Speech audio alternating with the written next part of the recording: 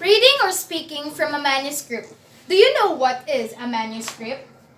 A manuscript is used in format speech context, and also it's given just reading a script. And it's used from by the government officials such as the president. Tips to deliver a manuscript speech. Uh, First is the manuscript is still a speech. Sight and sounds are still in media. This is not be confused with any essay standing on two legs. Maintain your energy.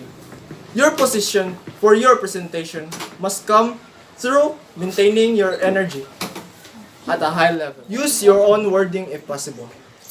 If at all possible, you should use your own words and praise. Use spoken rather than written language.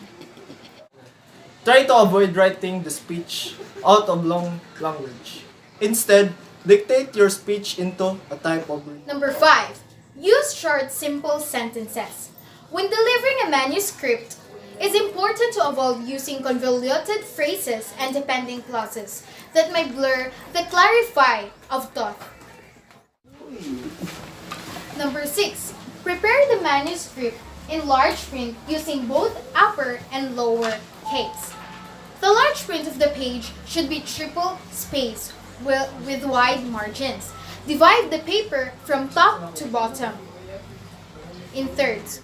Score the speech. In scoring the speech, you may wish to underline certain key words and phrases so that you will emphasize them during your presentation. You also may draw arrows in particular area when you may have to raise or lower your voice. Avoid using a yellow highlighter. In many situations, the lectern lighting will cause the highlighted sentence to blend with the rest of the presentation. Practice the speech. It is important that you practice the speech, but don't become too mechanical. Practice glancing down and picking up the words and phrases you wish to use and then looking at your listeners to deliver them. Pace yourself. You may find your mind wandering during the presentation or you read it too quickly. When you feel the pace is just right, then slow down some more. Maintain eye contact. Here's the typical presentation of a manuscript speech. The speaker reads the speech, occasionally glances for a brief second, and then comes back to the page. Several seconds later, when the speaker feels the need to give more eye contact, once again a quick glance is given.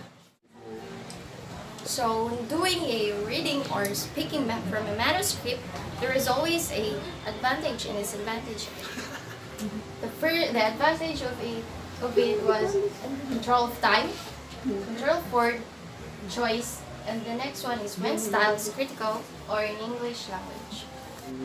And the drawbacks of doing a reading or speaking from a manuscript is loss of eye contact, then loss of natural speaking style.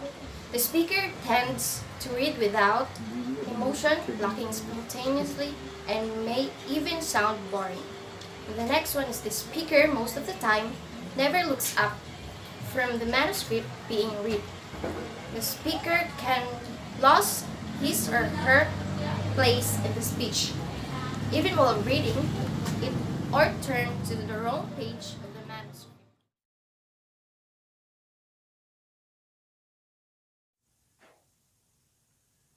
Why dreaming big is not always good. I have an important question for you, and I bet you have dedicated your fair share of those two throughout your lives. Which way of thinking is better, dreaming big or satisfied with small things? Since I had the first belief my whole life, I believe I am qualified enough to talk about why it can be even more harmful being unambitious. My whole life, I thought I was gonna be huge. Not just a typically a student huge, but world famous huge.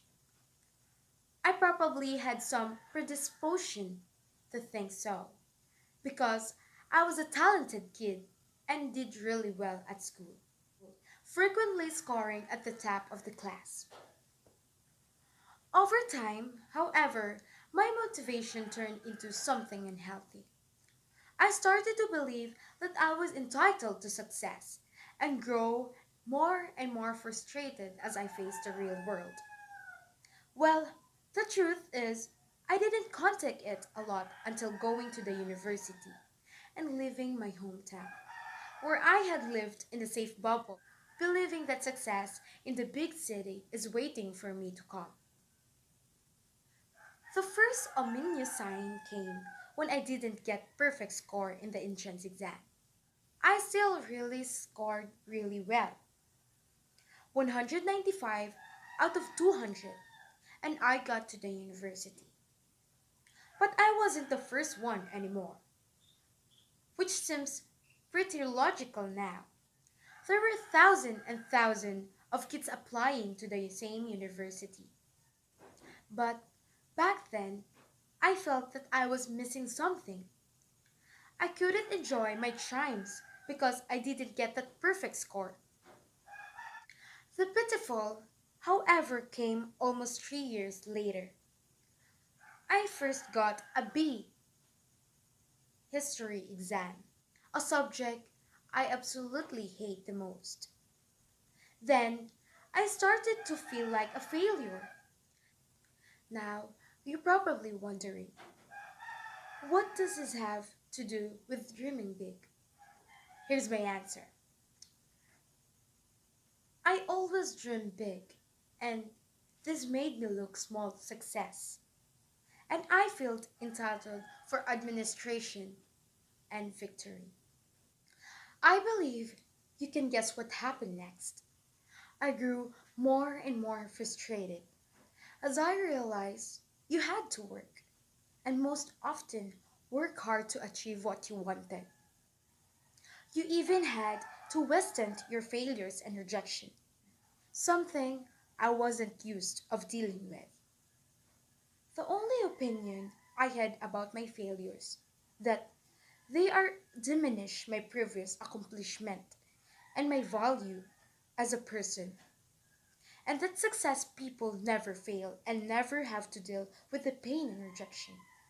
Dreaming big is good as it helps people to set far-reaching goals and bold things.